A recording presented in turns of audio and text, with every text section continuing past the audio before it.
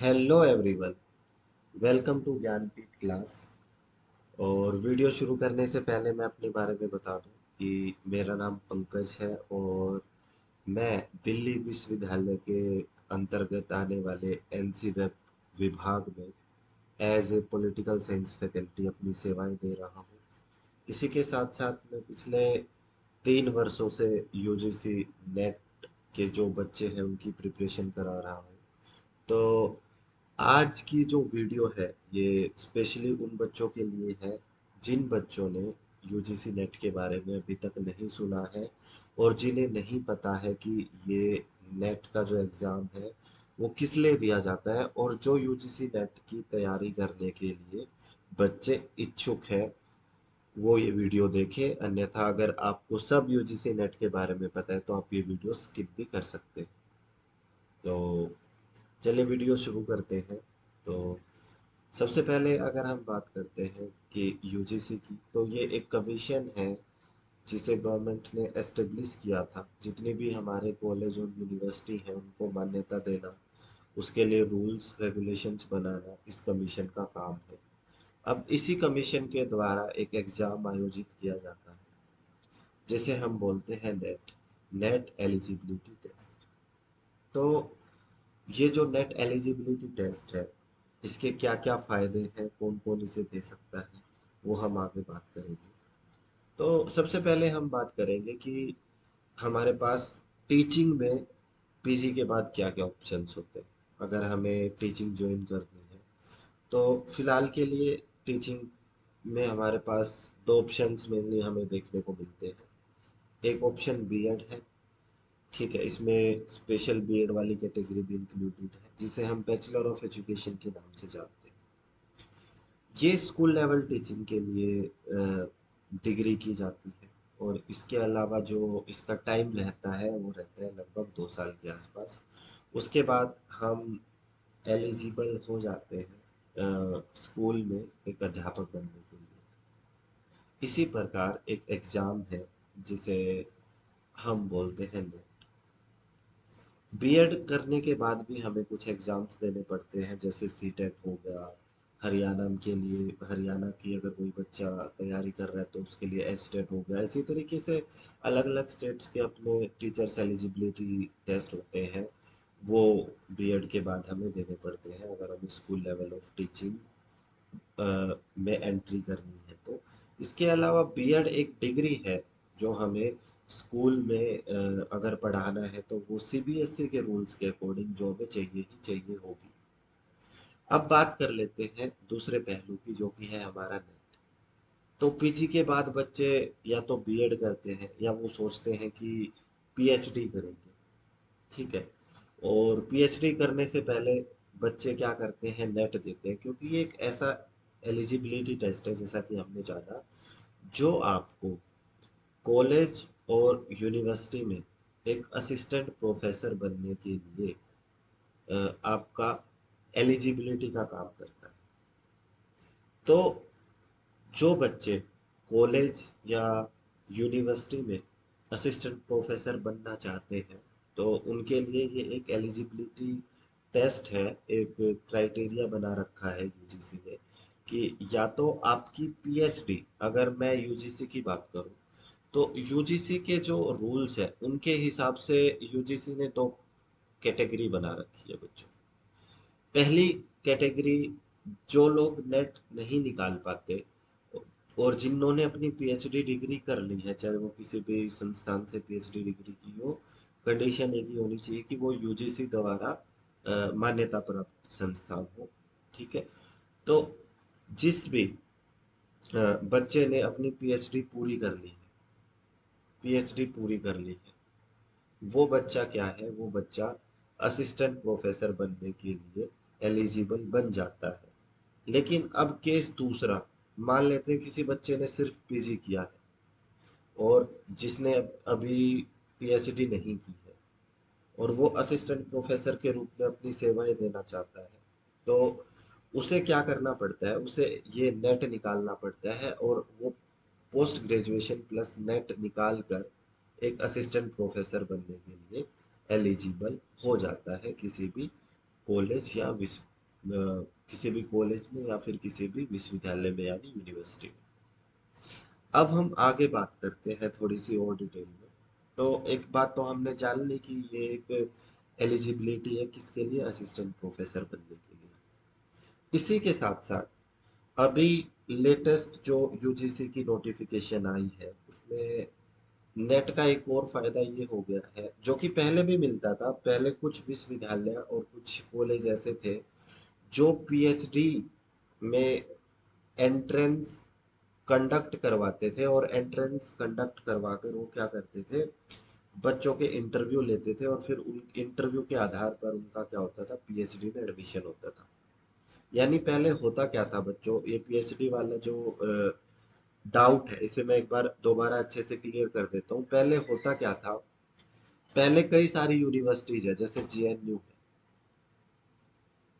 JNU, जिस बच्चे का जेआरएफ क्लियर हो जाता था, अब सबसे पहले हम एक बार जेआरएफ को जान लेते हैं ताकि हम अच्छे से डिस्कस कर पाए। जो एग्जाम हमारा होता है बच्चों नेट का, लेटर से वो 150 क्वेश्चन उसमें आते हैं, वो 300 नंबर का एग्जाम होता है। 300 नंबर का वो एग्जाम होता है अगर मैं जनरल सब्जेक्ट्स की बात करूं, और 150 उसमें क्वेश्चंस आते हैं और मार्क्स होते हैं 300। अब इस एक ही पेपर से दो कट ऑफ निकलती है बच्चों। एक कट ऑफ निकलती है नेट के लिए, जो कि 5 से 10 नंबर या 5 से 7 क्वेश्चन भी लाई कर सकती है, 10 से 15 भी कर सकती है। यानी हम अगर एक एवरेज लेके चले तो 15 से 20 नंबर ज्यादा कट ऑफ लगती है बच्चों जेआरएफ। ये दो कैटेगरी पहले नेट के लिए निर्धारित की गई थी। जो नेट एग्जाम होता है यूजीसी के लिए, उसकी दो उसे उसमें दो कैटेगरी हुआ करती थी। एक हुआ करती थी नेट की, ठीक है। जिस बच्चे का सिर्फ नेट क्लियर होता था वो बच्चा एलिजिबल हो जाता था असिस्टेंट प्रोफेसर बनने के लिए, एक बात। इसी के साथ साथ कुछ यूनिवर्सिटीज ऐसी थी जिसमें डीयू भी शामिल है, एमडीयू भी शामिल है, और भी स्टेट यूनिवर्सिटीज का अगर मैं नाम लूँ तो कई सारी यूनिवर्सिटीज हमारी आती हैं, जो क्या करती थी, जिन बच्चों का नेट क्लियर हो जाता था उन्हें डायरेक्ट इंटरव्यू के लिए कॉल करती थी। नेट क्लियर करने वालों को क्या करती थी, डायरेक्ट इंटरव्यू के लिए बुलाती थी, डायरेक्ट इंटरव्यू के लिए। अब जिस बच्चे का नेट क्लियर हुआ उसे डायरेक्ट इंटरव्यू के लिए बुला रही है, और जिस बच्चे का जेआरएफ क्लियर हो जाता था वो तो एलिजिबल था ही हर यूनिवर्सिटी में, एग्जेप्टेड था वो, उसे टेस्ट नहीं देना पड़ता था, वो उसकी मर्जी होती थी अगर वो देना चाहे। अगर उसे लगता है कि वो एंट्रेंस में और बेहतर कर लेगा, क्योंकि इनके मार्क्स निर्धारित कर रखे थे हर यूनिवर्सिटी ने कि जिस बच्चे का नेट क्लियर है उसे इतने मार्क्स मिलेंगे, ठीक है, जिस बच्चे का जेआरएफ क्लियर है उसके उसके उसको इतने मार्क्स मिलेंगे। और जिनको लगता था कि जो बच्चे कि वो एंट्रेंस में और अच्छे, यानी जो मार्क्स जेआरएफ के लिए निर्धारित कर रखे हैं पीएचडी के एंट्रेंस में उससे भी अच्छा कर सकते हैं, वो बच्चे एंट्रेंस भी दे सकते थे अपनी मर्जी से। यूनिवर्सिटी की कोई कंपल्सन नहीं थी कि उन्हें एंट्रेंस देना ही देना है। तो अब बात निकल कर आती है कि अब जो यूजीसी ने चेंज किया सर, वो चेंज क्या किया। तो उस चेंज को जानने से पहले हम बात कर लेते हैं कि ये जेआरएफ होता क्या है। जैसे अ, ये वीडियो हमारी उन बच्चों के लिए है जिनको जेआरएफ और नेट का बारे में कुछ भी नहीं पता है, तो इसलिए हम एक एक पॉइंट पर डिस्कस करते हुए चल रहे हैं। तो जेआरएफ की फुल फॉर्म होती है बच्चों जूनियर रिसर्च फेलोशिप। जो जूनियर रिसर्च फेलोशिप होती है हमारी, इसकी खास बात होती है कि अगर हम आगे पीएचडी करना चाहते हैं तो पीएचडी में एनरोलमेंट के बाद गवर्नमेंट की तरफ से हमें एक स्टाइपेंड मिलना शुरू हो जाता है, जो कि हमारा 31,000 रुपये से शुरू होकर बढ़ता चला जाता है। जैसे पहले साल 31,000 मिलेगा, जब हम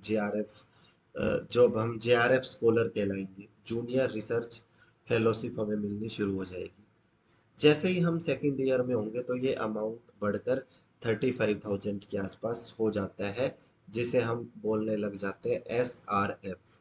इसी का नाम, इसी स्कॉलरशिप का नाम सेकेंड ईयर में एसआरएफ पढ़ जाता है, जिसे बोलते हैं senior research fellowship. Senior research fellowship, senior research fellowship. ठीक है बच्चों, अब एसआरएफ के बारे में हमने जान लिया, जेआरएफ के बारे में हमने जान लिया। तो अब हम बात कर लेते हैं कि यूजीसी ने अब 3 कैटेगरी कौन कौन सी बना दी है। ठीक है, तो अगर मैं बात करूं बच्चों, अब तीसरी कैटेगरी की हम यहाँ पर थोड़ा सा बना लेते हैं। तो पहली कैटेगरी जो बनाई है वो है नेट ओनली। दूसरी जो कैटेगरी बनाई है वो बनाई है पीएचडी ओनली।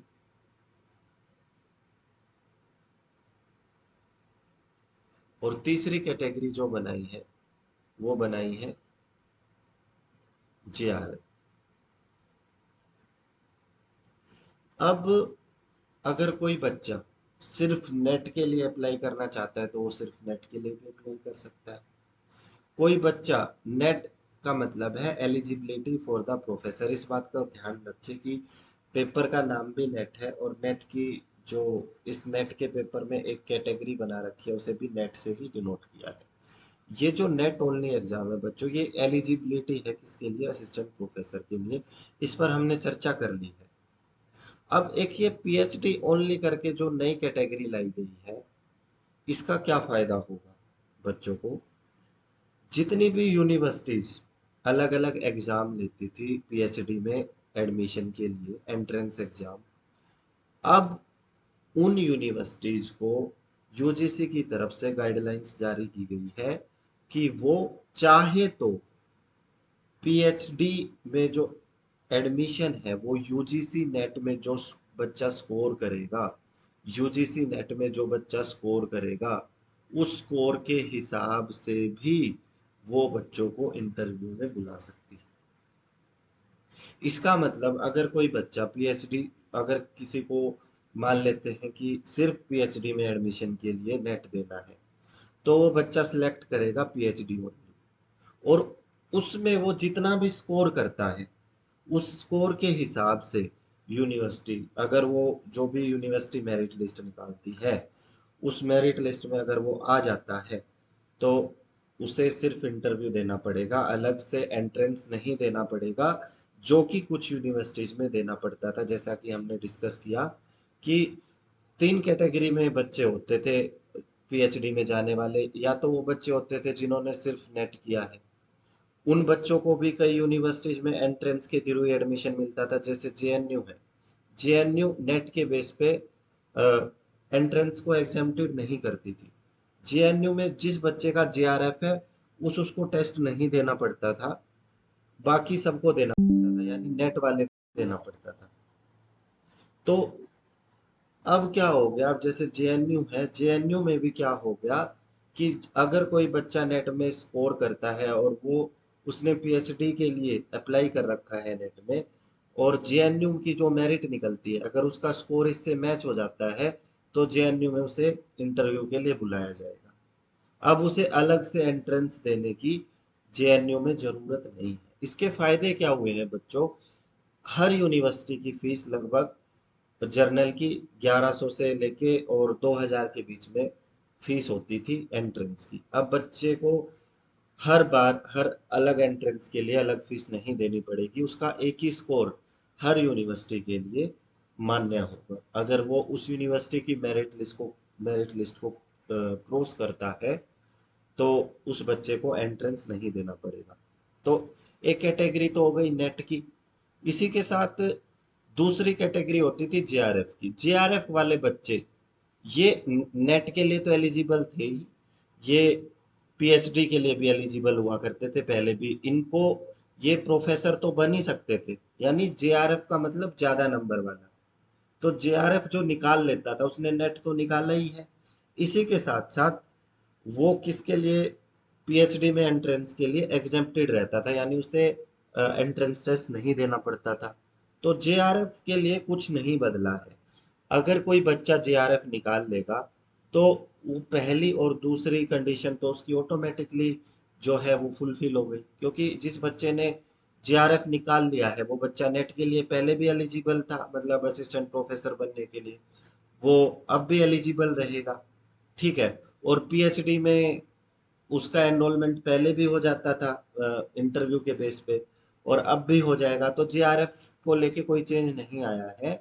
बस चेंज ये आया है कि बच्चे जितना भी स्कोर करेंगे, अगर उनका स्कोर किसी यूनिवर्सिटी की मेरिट लिस्ट से मैच कर जाता है तो उन्हें वहां पर पीएचडी में एडमिशन के लिए आसानी हो जाएगी। उन्हें अलग से एंट्रेंस ना देके इंटरव्यू देना पड़ेगा। तो अब हमने तीनों की कैटेगरी की बात कर ली है कि जो भी यूजीसी ने लेटेस्ट नोटिफिकेशन में एक तीसरी कैटेगरी बनाई है पीएचडी ओनली की, उसका क्या काम होगा। मैं आशा करता हूं यहाँ तक वीडियो में आपको चीजें क्लियर है। अब हमारे पास एक सवाल निकल कर आता है बच्चों कि जो हम नेट की प्रिपरेशन करते हैं, क्या वो आज के टाइम में वर्थ इट है या नहीं है। अगर हम नेट की प्रिपरेशन करें, हमें करनी चाहिए 2024 में या नहीं करनी चाहिए। तो बच्चों ये टोटली आपका फैसला है। ऑब्वियसली आप यहाँ तक आए हो वीडियो को देखते हुए, जो बच्चे यहाँ तक आए हैं उनके मन में कुछ ना कुछ तो है कि चलो नेट की तैयारी की जाए। तो जिन बच्चों के मन में है नेट की तैयारी की जाए, तो उनके लिए हम मैं कुछ अपॉर्चुनिटीज की बात करता हूँ जो सिर्फ नेट निकाल कर ही हमें मिलती है। ठीक है। तो सबसे पहली जो अपॉर्चुनिटी है जिसकी हम पहले भी बात कर चुके कि किसी भी प्राइवेट कॉलेज में या किसी भी गवर्नमेंट कॉलेज में हम एक तो एलिजिबल बन जाते हैं कि ये मिनिमम क्वालिफिकेशन है असिस्टेंट प्रोफेसर बनने के लिए नेट। तो जो भी बच्चे प्राइवेट या गवर्नमेंट असिस्टेंट प्रोफेसर बनना चाहते हैं उनको नेट निकालना ही पड़ेगा, या फिर उनको 3 से 5 साल के बीच में पीएचडी होती है, पीएचडी की डिग्री के साथ, जो कि हमने दो कंडीशन डिस्कस की थी। अ, वो एक क्वालिफिकेशन पीएचडी भी असिस्टेंट प्रोफेसर के लिए मानी जाती है। लेकिन अभी हम सिर्फ नेट की बात करेंगे तो एक ही अपने आप में पीजी के बाद जस्ट एक अच्छी अपॉर्चुनिटी है कि एक हमारे पास क्वालिफिकेशन हो जाती है कि हम असिस्टेंट प्रोफेसर के लिए अप्लाई कर पाते हैं। अब बात करते हैं दूसरी बच्चों। अगर हमारा जब हम नेट की तैयारी करते हैं, अगर हमारा जीआरएफ निकल जाता है तो हमें पीएचडी के जितने भी पीएचडी के लिए एंट्रेंस होते हैं उनसे एग्जेम्पशन मिल जाती है, नंबर एक बात। दूसरी बात, सरकार उसके लिए पैसा भी देती है। और जो मैंने ये 31,000 रुपये आपको बताया, ये बेसिक है, मतलब इतना तो आपको मिलना ही मिलना है। उसके अलावा आप जहाँ भी जिस यूनिवर्सिटी से या कॉलेज से कर रहे हो, वो जहाँ भी लोकेट होता है उस शहर के हिसाब से आपको कुछ पैसा और वहाँ रहने का भी मिलना शुरू हो जाता है। जैसे हम कुछ अलाउंस वगैरह में कंसीडर करके चलते हैं तो वो जो आपकी अमाउंट है वो 35 से अबव ही पड़ती है लगभग। तो 35 प्लस ही वो आपकी जीआरएफ, अगर आप किसी अच्छी यूनिवर्सिटी से कर रहे हो तो आपकी 35 प्लस के लगभग आपकी पढ़ने लग जाती है स्टार्टिंग से ही। तो ये एक अच्छा ऑप्शन है कि सरकार आपको आगे पढ़ने के लिए क्या कर रही है, इनकरेज कर रही है स्टाइपेंड देके। तो आपकी रिसर्च जो है वो और बेटर हो सकती है, क्योंकि आपके पास रिसर्च करने के लिए ये जो पैसा है ये काम आएगा। तो आपकी एक अच्छी रिसर्च हो सकती है। 3 साल में आप के आगे, आपके नाम के आगे डॉक्टर लगना शुरू हो जाएगा। तो ये एक अच्छा ऑप्शन है, ये हमने देखा। इसी के साथ साथ हम क्या कर सकते हैं, अगर हमारा जेआरएफ निकल जाता है और हमारे सब्जेक्ट्स पे अच्छी कमांड है, तो मैं आपको ये अपॉर्चुनिटीज बता रहा हूँ आफ्टर क्लियरिंग नेट और जेआरएफ कि एक हम क्या कर सकते हैं, एक अपना खुद का कोचिंग सेंटर शुरू कर सकते हैं। ठीक है। वो ऑनलाइन भी हो सकता है, वो ऑफलाइन भी हो सकता है। तो जिन बच्चों ने भी यूजीसी दिया है, यूजीसी नेट का एग्जाम दिया है और उनकी अगर सब्जेक्ट्स पे कमांड अच्छी है और उन्होंने अच्छी मेहनत की है, तो वो एक यूजीसी मेंटर के तौर पर अपना खुद का अलग से कोचिंग सेंटर भी कर सकते हैं। इसके अलावा काफ़ी सारे ऑनलाइन एजुकेशन प्लेटफॉर्म ऑलरेडी हैं, आप उन पर भी अप्लाई कर सकते हैं एक यूजीसी मेंटर की तरह पढ़ाने के लिए। यानी यूजीसी नेट की तैयारी कराने वाले आप टीचर भी बन सकते हैं। इसके अलावा फोर्थ ऑप्शन जिसको बहुत से बच्चे इस्तेमाल करते हैं और बहुत से बच्चे ऐसे भी हैं जो इस्तेमाल नहीं करते हैं। जैसा कि हम जानते हैं कि IGNOU Indira Gandhi national open university है। इसमें जो भी टीचर्स पढ़ाते हैं डिस्टेंस वाले बच्चों को, उसके लिए भी सेम एलिजिबिलिटी है, नेट और PG.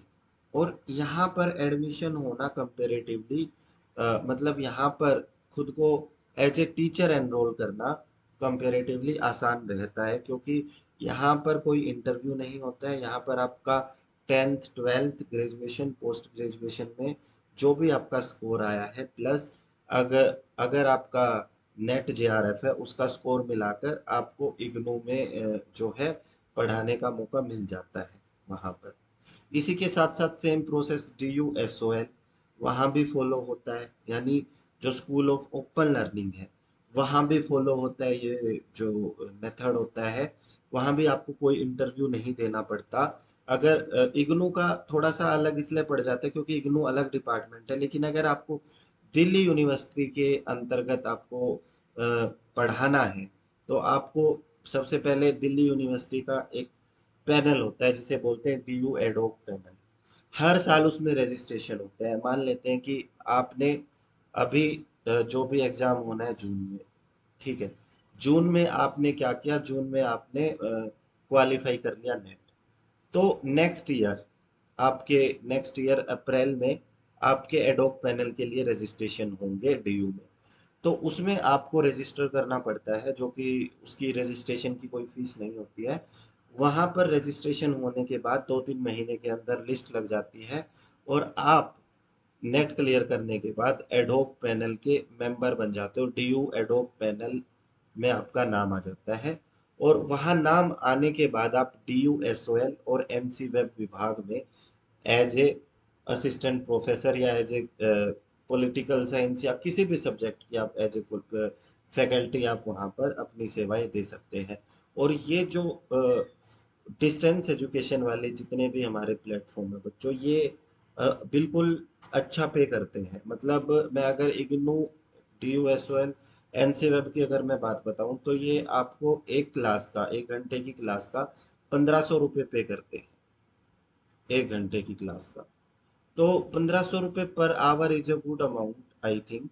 So you can be eligible for that also. तो ये आपकी कुछ अपॉर्चुनिटीज हैं जो आपको नेट या JRF क्लियर करने के बाद, पीजी क्लियर करने के बाद आपको लेते हो, तो उसकी जो वैलिडिटी है वो लाइफ टाइम उसकी वैलिडिटी हमें देखने को मिलती है। ठीक है, लाइफ टाइम इसकी वैलिडिटी होती है। तो आप अच्छा यही रहेगा कि आप MA करते करते ही इस एग्जाम को निकालने का प्रयत्न करें। इसी के साथ आपको एक छोटी सी इंफॉर्मेशन और देनी है कि हम भी नेट के जो बैच है वो हर साल चलाते हैं। तो बेसिकली हम पॉलिटिकल साइंस की तैयारी करवाते हैं। तो जो बच्चा नेट पॉलिटिकल साइंस की तैयारी करना चाहता है वो हमें व्हाट्सएप नंबर 7494944742 पर कॉन्टैक्ट कर सकता है। जो बच्चा नेट की तैयारी करना चाहता है वो हमें पॉलिटिकल साइंस से, पॉलिटिकल साइंस या फिर पेपर वन सेपरेटली अगर कोई पढ़ना चाहता है, इसमें हम पेपर वन, पॉलिटिकल साइंस वालों को तो हम पेपर 1 और 2 दोनों की कोचिंग देते हैं, पेपर 1 प्लस पेपर 2। ठीक है, हमारी जो क्लासेज हैं वो गूगल मीट पर होती हैं, पेपर 1 प्लस पेपर 2। हमारी जो क्लासेज होती हैं वो गूगल मीट पर होती हैं, लाइव क्लासेस। अगर आपका कोई डाउट है तो हम वहीं के वहीं क्लास में ही निपटा लेते हैं, हम कोई कमेंट पर नहीं छोड़ते हैं। तो इसलिए गूगल मीट पर लाइव क्लासेस हमारी चलती हैं। इसी के साथ साथ आपको PDF नोट्स मिलते हैं, PDF नोट्स आपको मिलते हैं। और PDF नोट्स के साथ साथ आपके टेस्ट भी लगवाए जाते हैं ताकि आपकी तैयारी सुचारू रूप से चलती रहे। तो जो बच्चे दिसंबर 2024 के लिए हमसे जुड़ना चाहते हैं वो इस नंबर पर मैसेज करें। पेपर 2 सिर्फ पॉलिटिकल साइंस हमारे पास है और पेपर 1 कोई भी अगर पढ़ना चाहता है तो वो हमसे कांटेक्ट कर सकता है, ताकि हम जो फीस वगैरह है वो व्हाट्सएप पर ही डिस्कस कर लेते हैं। तो अगर आपको वीडियो इन्फॉर्मेटिव लगी है और अगर चाहते हैं आप इस टॉपिक पर और वीडियो देखना, तो हमें सब्सक्राइब कर दीजिए और थैंक यू फॉर वॉचिंग।